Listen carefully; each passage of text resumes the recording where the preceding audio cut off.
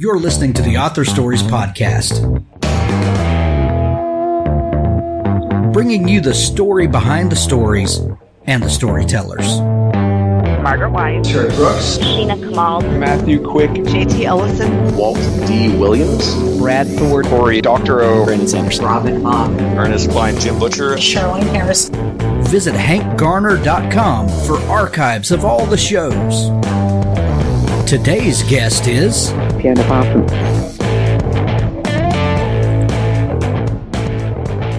Thanks for tuning into Author Stories, the podcast where we bring you the story behind the stories and the storyteller. Author interviews, writing advice, book reviews, all sorts of great stuff. If you are a book lover, Author Stories is the place for you. We have more than 550 author interviews in our archives at hankgarner.com. Please go over there and check it out. Also, check out our YouTube channel where we also have all of the episodes archived there. If you don't find an author interview that you're looking for on the website, click on the Archives tab. There's a long list of them where you can click and download and listen right there. I'd like to tell you about some sponsors that make the show possible. Pico's House. The Pico's House website now has a new look. Visit Crystal Pico Watanabe and her team of 8 people who help her provide services to fiction authors. Crystal's full slate of services now include beta reading, manuscript critique, developmental editing, line editing, copy editing, and proofreading. Authors, you can also inquire about putting your books in her new Book Lovers box, which is a monthly digital subscription box with a different theme each month. This is free for authors for a limited time. PicosHouse.com, that's PIKKOSHOUSE.com, for all your book publishing needs. Devin Ford, Recon, the Expansion Series Book 1. Hundreds of years in Earth's future sees the United Global Territories striving to colonize the Moon and Mars. The discovery of a clean energy source ended the world's reliance on fossil fuels overnight, and years after the resulting wars, a new discovery puts the tenuous world peace at risk. That of faster-than-light travel. With humanity on the verge of traveling to new solar systems and all the humanitarian and scientific possibilities involved, a discovery by the reconnaissance team turns everything upside down. Join the small team of the reconnaissance mission who fight friend and foe to complete their mission objectives, no matter where it leads them or what the personal cost. Devin Ford, Recon, the Expansion Series, Book 1. Well, thanks for joining me again for the Author Stories Podcast, where I bring you the story behind the stories and the storytellers. Today, I'm really excited to have Fiona Barton on the show with me today. Fiona has a fantastic new book. It's out everywhere now called The Suspect, and this is going to be one of the best psychological suspense thrillers of the year. I can just feel it. Welcome to the show, Fiona. Oh, thank you so much. What a lovely intro. Well, thanks.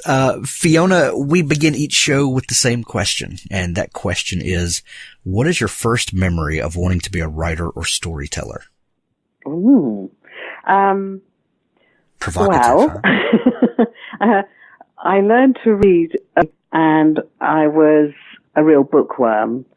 And so I suppose I became kind of infected by that desire to be all about stories very early on. It was reading a book about 4 children on an adventure during the summer holidays called Swallows and Amazons. That really kind of pulled me into its world, and I went on my parents drove us to Italy that summer, and I don't remember a single thing about it. They kept saying, "Look at this mountain," and I'd be in the book, still in the Lake District. So that was really what fired my imagination, and I'm a passionate reader. I read every day. I can't imagine a day without reading, really. Love that. Did adventure stories, did they always capture your imagination? Have you been a lover of adventure and kind of high stakes fiction? Sort of. But it was the characters in the book that I loved. I wanted to be all of them. And so that's what really pulled me in. And then as I got older, my mum was a big Agatha Christie fan. So I started in on the murder mysteries, and I loved that, you know, the sort of the the guessing games that went on, the not knowing really what people were like. And so I quickly sort of moved on to that sort of psychological thriller, really. And that's what attracts me. I mean, I read very widely. You know, I read all sorts of books, love all sorts of books, but I do like a good character. And once again, with Agatha Christie, the seeds were sown. Yes, I guess so. Yeah, I guess so. Yeah. And Sherlock Holmes. I read a lot of Sherlock Holmes. My dad was a reporter, and he worked from home. He worked for a daily newspaper, so I grew up in a newsroom, really. And so I was always fascinated by, you know, the stories that he was doing. He would be filing his copy on the phone while we were eating our beans on toast, you know, sort of murders and mayhem, crimes and whatever. So I wanted to be part of that. I thought that sounded a fantastic job to do, to know everything before anyone else. Oh, right. Is that what ultimately motivated you to pursue writing as a career? I guess so, yes. I mean, the journalism was definitely, you know, being immersed in it from a very early age. Although my brother and sister weren't interested at all, but I wanted to be a reporter very much from quite a young age. And that was enough for me, really. I had my reading, I had my books, I loved them, and I was writing every day. So there wasn't part of me saying, you know, come on, I've got to get on and write a novel. I was happy doing what I was doing, and it was very full time. So it was only when I stopped being a reporter and stopped writing that I realized there was a real sort of gap in my life, I suppose. And I had time to do something about it. You know, the children were grown up, and I'd left reporting. We'd gone to Sri Lanka I was training journalists. So I had a bit of time and I had some ideas, and so I got on with it, finally. Did your father recognize that you had sort of this keen interest to live the sort of life that he was living, and did he give you any advice? Yes, he said, don't do it. He did. He said, because, I mean, you know, my father's 87 in a couple of weeks. He came from a generation of reporters where women only wrote, you know, the features, the fluffy stories.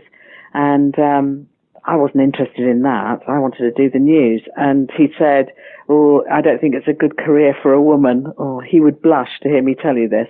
But he did say that. And I think he was worried because it was so competitive. He was worried that I would set my sights on it too early and not, you know, look around at other things. Anyway, I was single-minded, so I carried on, and he was very pleased when I got a job as a reporter, despite all that. I'm sure he was. Yeah. I'm sure it was just the father's tendency to want to protect children. Exactly. Not subject you to the harshities of the world. Well, quite. And it was a very, you know, testosterone-fueled world at that time. But actually, my generation coming through, there were equal numbers of women and men reporters. Actually, probably more women than men towards the end. But yeah, it wasn't as he thought it might be, where I'd be bullied or whatever. Right. Do you feel like your time as a journalist has affected the way that you write fiction, or maybe the way you see stories?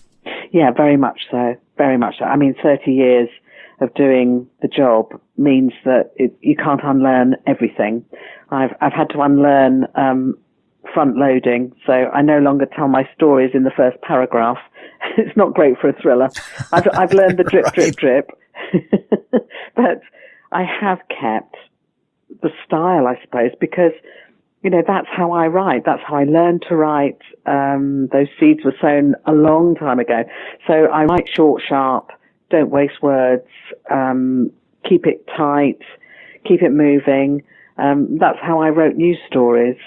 So I've kept that. I don't think that's a bad thing in fiction, but I've had to write a lot more words. So I've had to allow myself to invent a bit.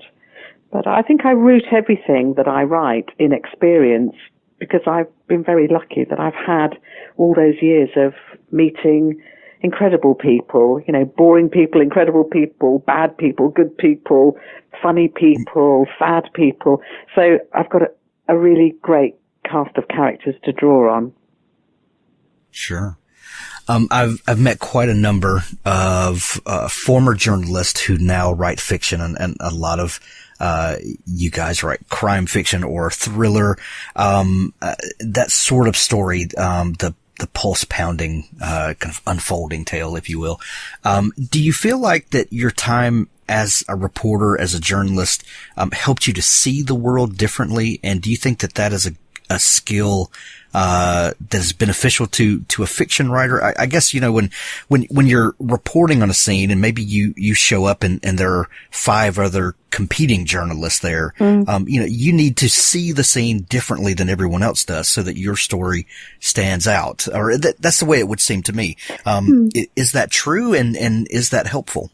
I'm not sure differently. I know what you're getting at, and of course, you're all there writing the same story, so you want an angle, you want something that others haven't got, you want to do the job even better than them. Sometimes you do it, sometimes you don't, but yes, I think, and also it's instant. The training is to go and to take everything in at once, sort of drink it all in, because you're going to need every bit of colour, every sound, smell, whatever, just to inform the writing, not necessarily to say she was wearing a purple dress, but do you know what I mean? It was sort of, you paint a picture, you have a picture in your head that really you never let go of, and it's observational things, noticing things that will bring the story alive, will make it sing. The Widow was your first book to be published, and it was a phenomenal success. Probably a much bigger success than you ever imagined. Yeah. Was that the first novel that you wrote? Yeah, goodness, yes. I mean, and it was surreal to have that success. I was working at the time in Myanmar, former Burma, helping set up a college of journalism, and I'd written The Widow over a number of years. I'd sort of stopped and started, and finally I finished it, and I sent it to an agent, and she said, "Yep." And then while I was away, she was talking to publishers, and I would get emails overnight because I was in a different time zone saying it's been sold in Germany, it's been sold in the States. And it was like standing on a pavement watching a parade go by that had very little to do with me. It was really odd and thrilling and wonderful, but odd. It was an exciting time. Incredible. A lot of people ask writers, where do your ideas come from, or where'd the idea for this book come from? But my experience is we're surrounded by ideas constantly. But there's something about the particular idea that rises to the top, or seems more special than another, or more plausible, maybe. When you are trained to see the world and to pick apart things that might be interesting to people as a journalist, how do you pick out that idea that's going to be the idea that carries a story all the way through? Again, it's back to reporting. They say you have a nose for news. It means that you see the angle of the story that's going to make people interested. So I guess there's that. But it's when I'm thinking about an idea, something will just beckon me to it. I think it might just be a line. So with Jean in The Widow, it was the phrase "no more of his nonsense." That kind of hooked me in because painted the sort of person she was, the dilemma she was facing, and how she was dealing with it. So it can just be as simple as that, or it can be an image in your head. For the child, it was the image of a baby being buried. And for the suspect, I wanted Kate to face the media as the story, and wanted to turn the tables on her. And so I needed something that would really matter to her and matter to the reader. So I used my own terrible son. He was 18 and he went on a gap year to Vietnam. He's now almost 35 and a psychiatrist. But he was terrible at staying in touch. There was no social media to help me. I had to wait for postcards and letters or the occasional phone call. And I was convinced, over and over that something terrible had happened to him. So I did use that. I infected Kate and the mothers with that fear. The idea of the gap year is not quite as popular or prominent here in the States as maybe in the UK. What is the idea behind the gap year, and why was it important to have that to be such an integral part of the story? Well, the gap year, I wasn't sure how. Everybody I've spoken to in the States has said a different thing. So basically, gap year is when a teenager finishes high school, I suppose it is, at 18, and they want to go to university. They have a place at university often, but they want to take a year off in between to get some life experiences, to kick back a bit, often to go and do something very structured. Tom, my son, went to teach English in Vietnam, and young people go to work with charities. They go and work in schools, and it's not just having a holiday. It is more about sort of maturing before they go away to university. But it's become this sort because asking an 18-year-old to make a decision for the rest of their lives is pretty daunting without any world experience. Absolutely it is. And they go, if they want to do medicine or something, they go and do internships, they go and do, some work experience. I think it's very healthy.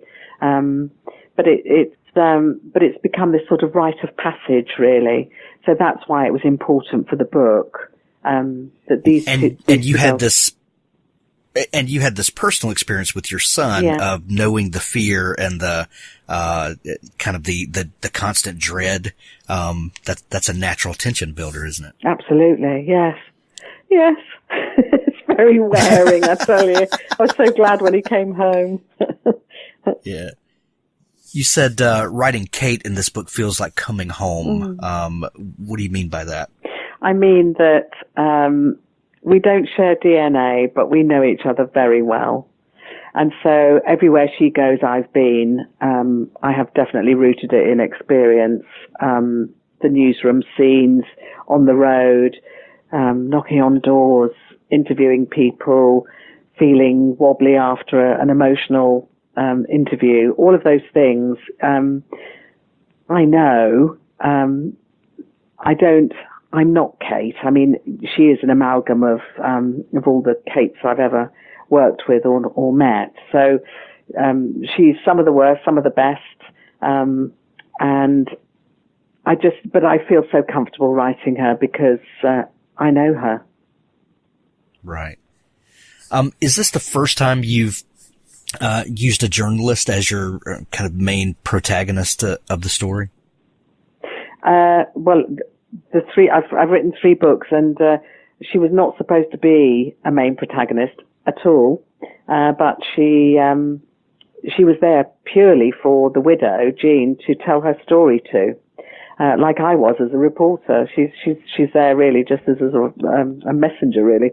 Anyway, she got in the door, and I enjoyed writing her so much, and she gave me freedom.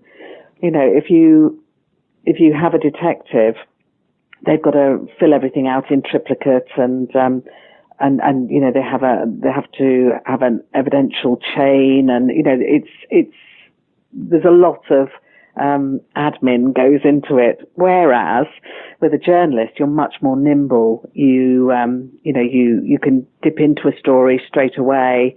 You're not, having to do all that paperwork. You can go in, ask the same sort of questions that a detective would ask, and then write it. And it's done, and then you move on the next day. So it helped with the pace of things, I think. Right. How did you go about researching this book? Your personal experience with your son, you said was before social media, and that whole communication landscape has changed. So I would imagine some of that comes into the book. But what about researching the place and the circumstances around the plot? Well, I went to Bangkok for 4 days. I know the region well, but I'd never been outside the airport at Bangkok. I'd always been passing through. And I'd chosen it because it's such a hub for backpackers and gap year of all nationalities, all ages. It's the place it's a jumping off point, really.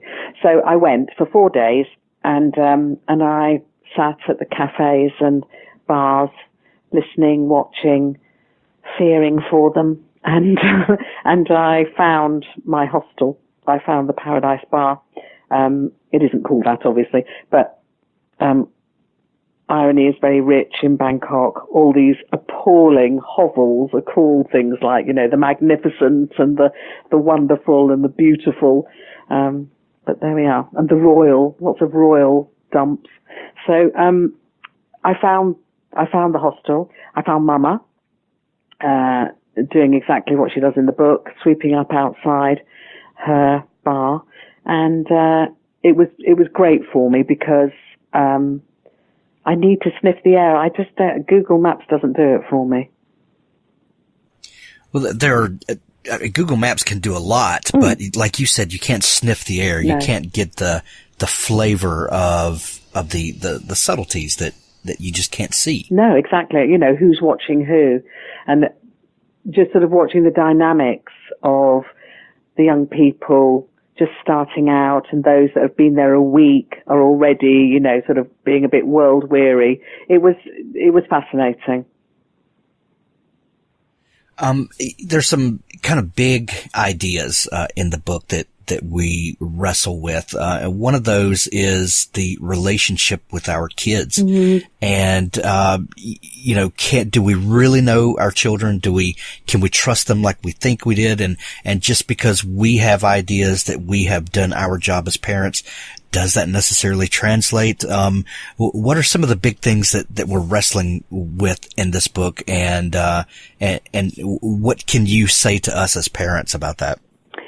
Well, I suppose, at the core of it is that we can never know anybody completely.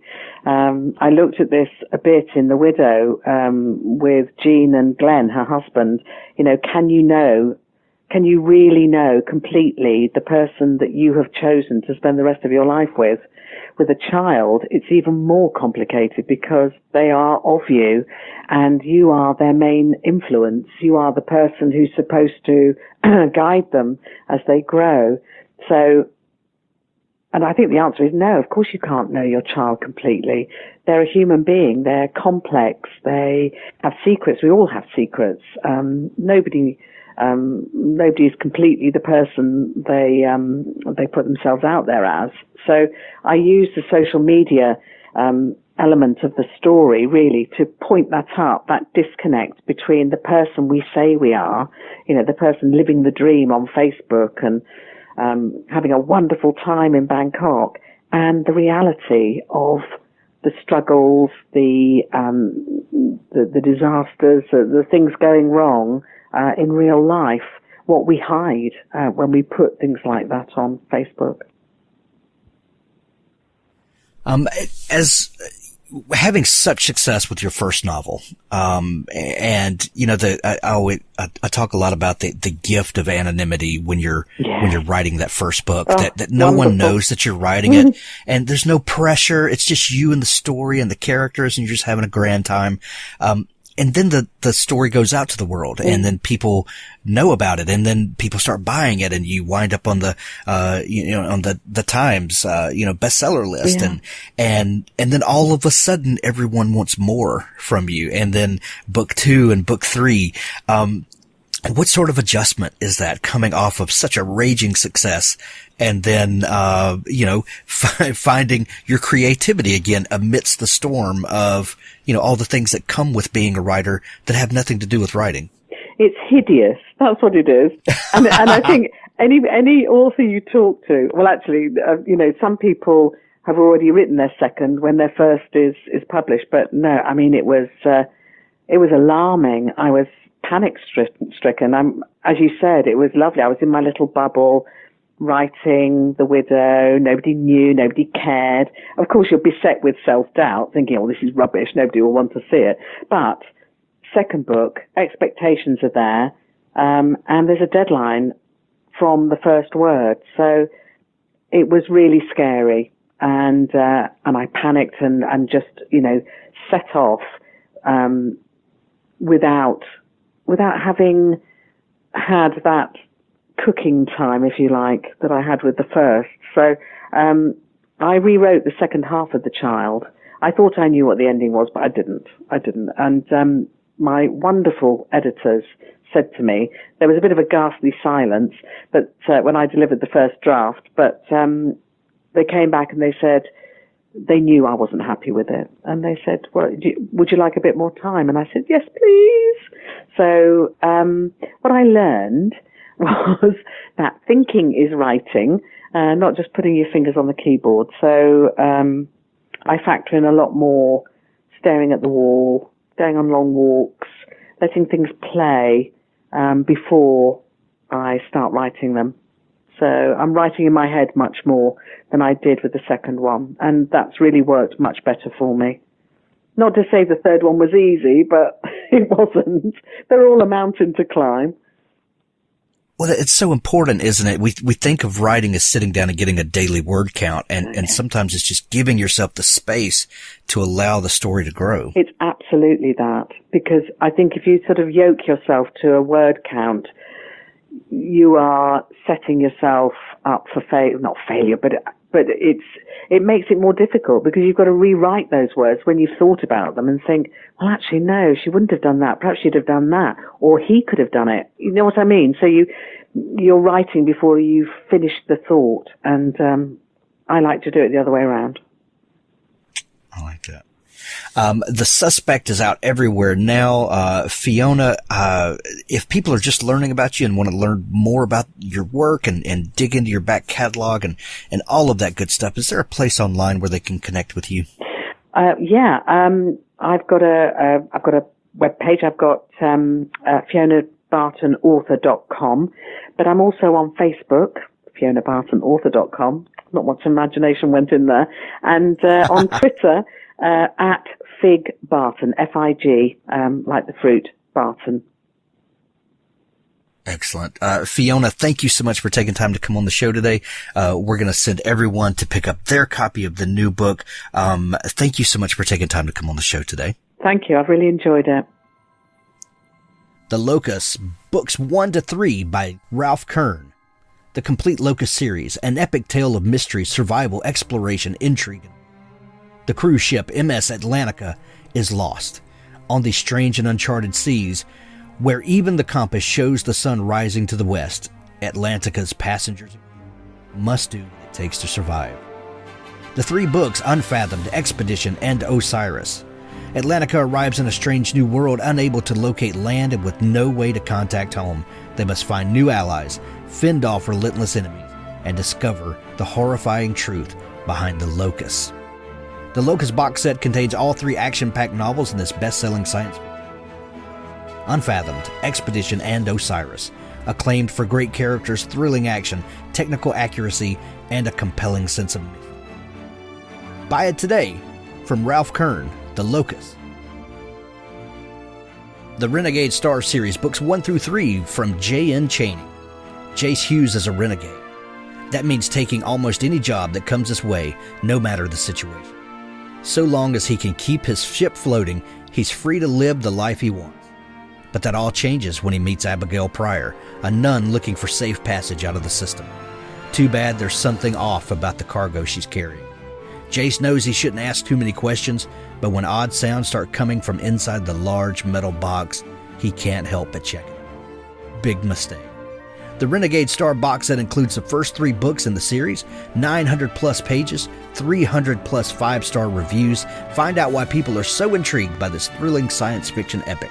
You won't believe the twists and turns the series takes, or the secrets that get the Renegade Star series. Get the entire box set on Amazon or audiobook from audible.com. There's links to it in the show notes. Thanks for tuning in to Author Stories.